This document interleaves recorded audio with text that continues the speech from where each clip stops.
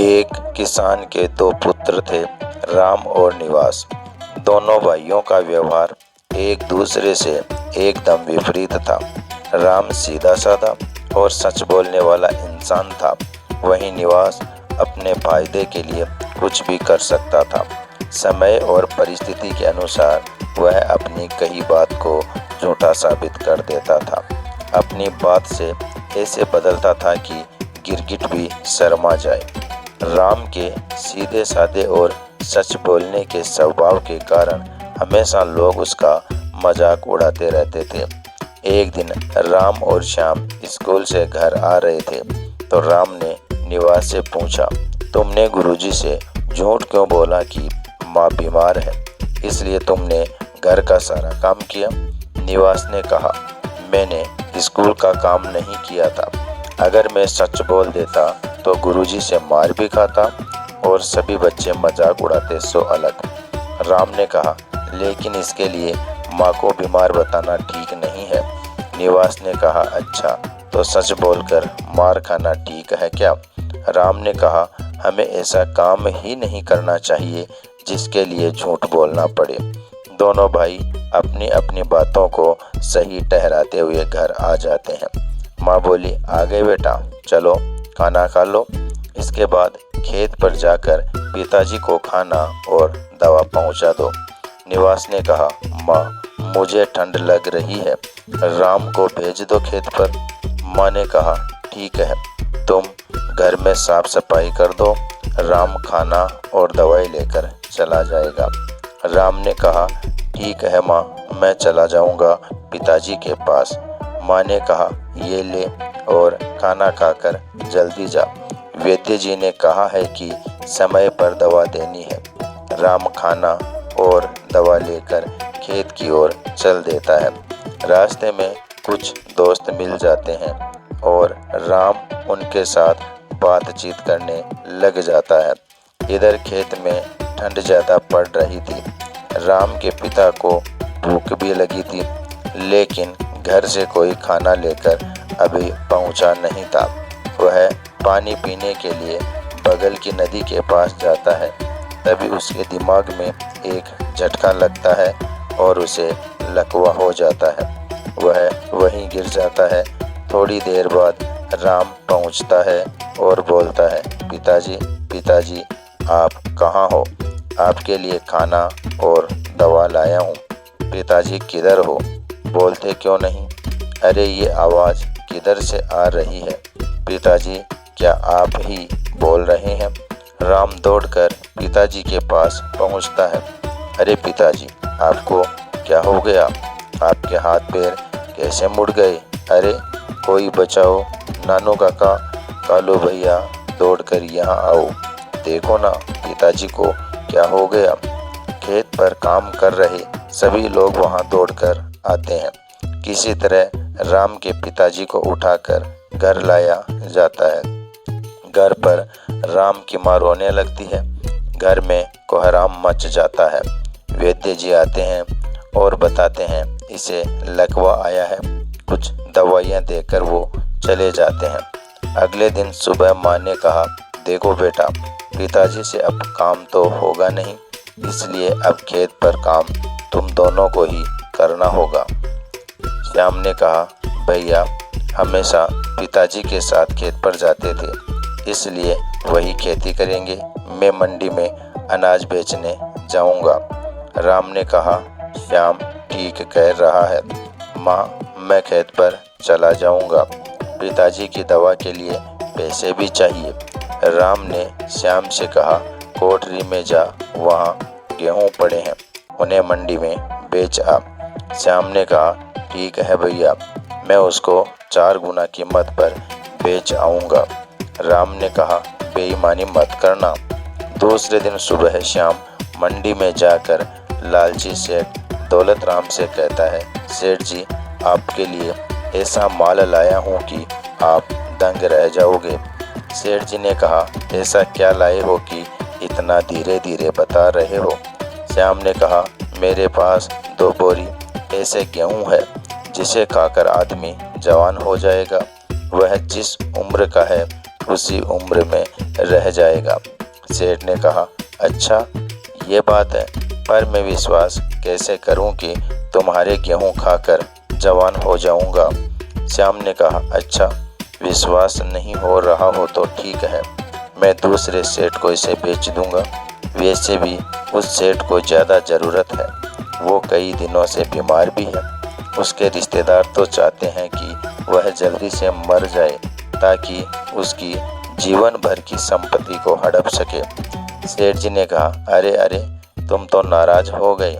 आजकल के नौजवानों में यही एक समस्या है, बहुत जल्दी उत्तेजित हो जाते हो। तोल मोल तो मेरा पैसा है, कितने में दोगे ये गेहूँ? श्याम ने कहा, 11,000 मोहरें प्रति बोरी के हिसाब से 22,000 मोहरें लगेगी। सेठ ने कहा, क्या 22,000 मोहरें? श्याम ने कहा, धीरे बोलो सेठ, कोई सुन लेगा तो पीछे पड़ जाएगा। ठीक है सेठ, मैं चलता हूँ। सेठ ने कहा, बेटा तुम उत्तेजित बहुत जल्दी हो जाते हो, थोड़ा बहुत कम कर दो। श्याम ने कहा, अरे सेठ जी चलो 20,000 मोहरें लगेगी, अगर हाँ हो तो बोलो, नहीं तो मैं अपनी बैलगाड़ी आगे ले जाऊंगा। सेठ ने कहा, 1 मिनट रुको भाई, मैं अपने भांजे से पूछ लेता हूँ।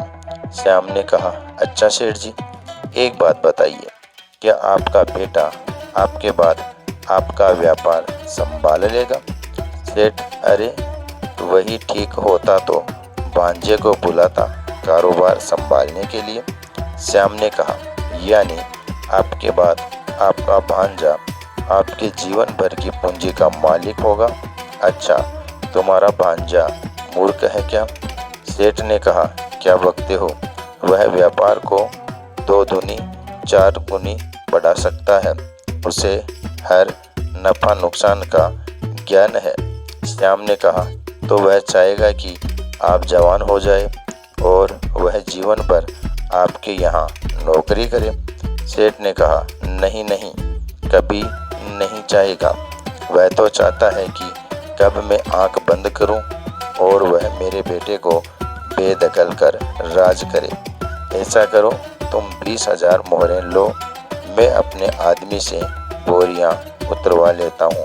तुमने बहुत ज्ञान की बात बताई है। श्याम ने कहा, अब एक ज्ञान की बात और सुन लो सेठ जी, ये गेहूं जादुई है, ये किसी को पता नहीं चलना चाहिए, नहीं तो कोई भी इसे चुरा लेगा और इसकी जगह साधारण गेहूं रख देगा।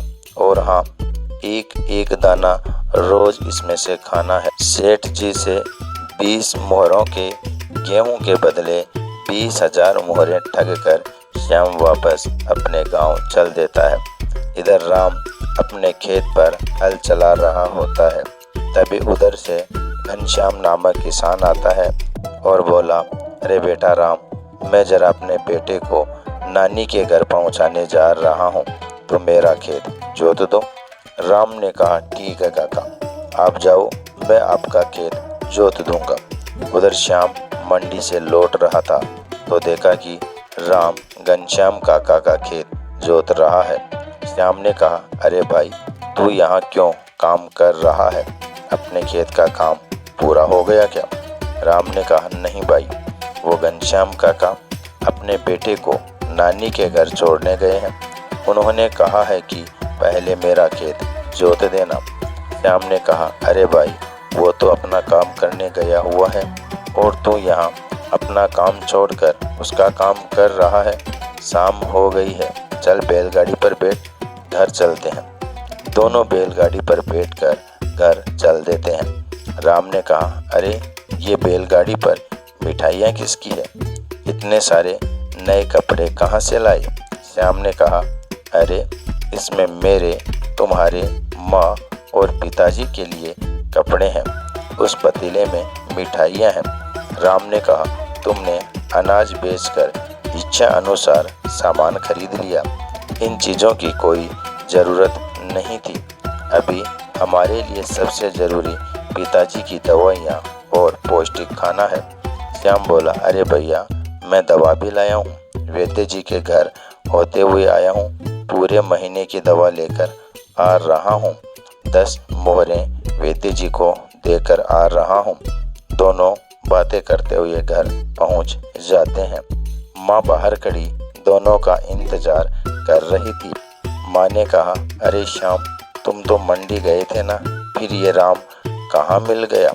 श्याम ने कहा, मैं मंडी से लौट रहा था तो देखा कि भैया अपना खेत छोड़कर घनश्याम काका का खेत जोत रहा था, फिर मैं इसे गाड़ी पर बिठाकर ले आया।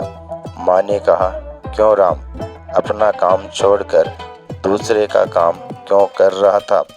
राम ने कहा, वो माँ घनश्याम काका अपने बेटे को नानी के घर छोड़ने गए हैं।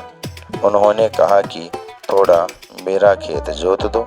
श्याम ने कहा, अच्छा, तो मना कर देते, बोल देते कि मुझे अपना काम करना है, मैं नहीं कर सकता आपका काम।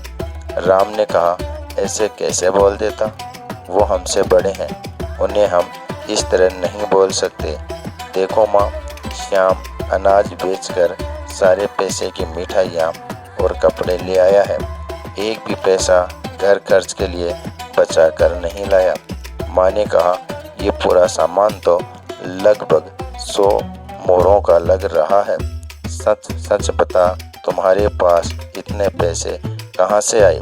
श्याम ने कहा, कसम से माँ, मैं ये सारा सामान अनाज बेचकर ही लाया हूँ और ये 19,800 मोहरें भी मेरे पास बची हुई हैं। श्याम ने बताया कि किस तरह सेठ को उल्लू बनाकर 20,000 मोहरें ऐंठ कर लाया है। राम श्याम को समझाता है कि ये बहुत बुरी बात है, कल जाकर वो उसकी मोहरें वापस कर आए। उधर राजा का रसोइया सेठ के यहाँ राशन लेने आता है और गेहूं की वही 2 बोरियां गाड़ी पर लादने को कहता है। सेठ ने कहा, ये 2 बोरी छोड़कर आप कोई भी बोरी हमारी दुकान में से ले सकते हैं, पर ये 2 बोरी मैं आपको नहीं दे सकता। रसोइया ने कहा, अच्छा, तो अच्छी गुणवत्ता वाले गेहूं अपने लिए और राजा के लिए सामान्य गेहूं की बोरी। देखो सेठ, कान खोल कर सुन लो, राजा के लिए यही गेहूं जाएंगे। सेठ ने कहा, चाहे जो कुछ हो जाए, पर मैं ये बोरियां नहीं दे सकता। रसोइया और सेठ आपस में लड़ने लग जाते हैं तो मंत्री उनको राजा के पास ले जाता है। राजा ने कहा, क्या बात है मंत्री जी, यहाँ शाही रसोइया को क्यों लाए हैं? मंत्री ने कहा, महाराज, शाही रसोइया और सेठ बाजार में लड़ रहे थे। रसोइया ने कहा, महाराज, ये सेठ अच्छे गेहूं को अपने खाने के लिए रखता है और खराब गेहूं को शाही भंडार में भेजता है। सेठ ने कहा, महाराज की जय हो। महाराज, मुझे न्याय चाहिए। गेहूं की इन 2 बोरियों के अलावा दुकान में जितनी भी गेहूं की बोरियां हैं, उनमें से आप कोई भी बोरी इस्तेमाल कर सकते हैं, लेकिन इन 2 बोरियों को नहीं दे सकता। राजा ने कहा, अच्छा, ऐसी क्या खास बात है इन 2 बोरी गेहूं में जो तुम हमें ये नहीं दे सकते? सेठ ने कहा, महाराज, ये 2 बोरी जादुई गेहूं की है, इसको सेवन करने से आदमी जवान हो जाता है, वह कभी बूढ़ा नहीं होगा, जिस अवस्था में है उसी अवस्था में रहेगा। इसे हमने एक किसान से 20,000 मोहरें देकर खरीदे हैं। मंत्री ने कहा, महाराज, दुनिया में ऐसी कोई चीज़ नहीं है जो इंसान को जवान बना दे। यह सेठ झूठ बोलकर हमें बहला रहा है। 10 मोहर के गेहूं को 20,000 मोहर में कौन खरीदेगा?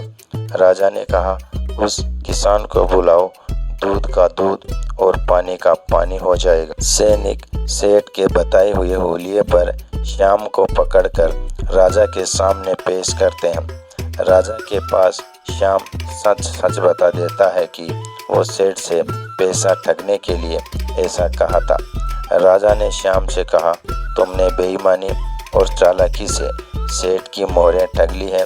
इस अपराध के लिए हम तुम्हें 2 साल के कारावास की सज़ा सुनाते हैं। जब राम को इस बात का पता चलता है तो वो राजा के पास जाता है और कहता है, महाराज, मेरा नाम राम है और मैं इसका बड़ा भाई हूँ। महाराज, हमारे गुरुजी ने बताया है कि अपराधी अगर अपनी गलती स्वीकार कर ले तो उसे सुधरने का अवसर अवश्य प्रदान करना चाहिए। राजा ने कहा, बातें तो बहुत अच्छी और समझदारी वाली करते हो बालक, लेकिन अपराध की सजा तो मिलनी ही चाहिए। क्या कहते हैं मंत्री जी? मंत्री जी ने कहा, जी महाराज, आप सही बोल रहे हैं। राजा ने कहा, ठीक है, कल सुबह जो भी पहले 3 लोग मदद के लिए आएंगे उनकी मदद तुम्हें करनी होगी। तुम्हारे पास जो 20,000 मोहरें हैं उनमें से 500 मोहरें अपने पास रखकर शेष मोहरों को मदद में लगाने की इजाज़त है।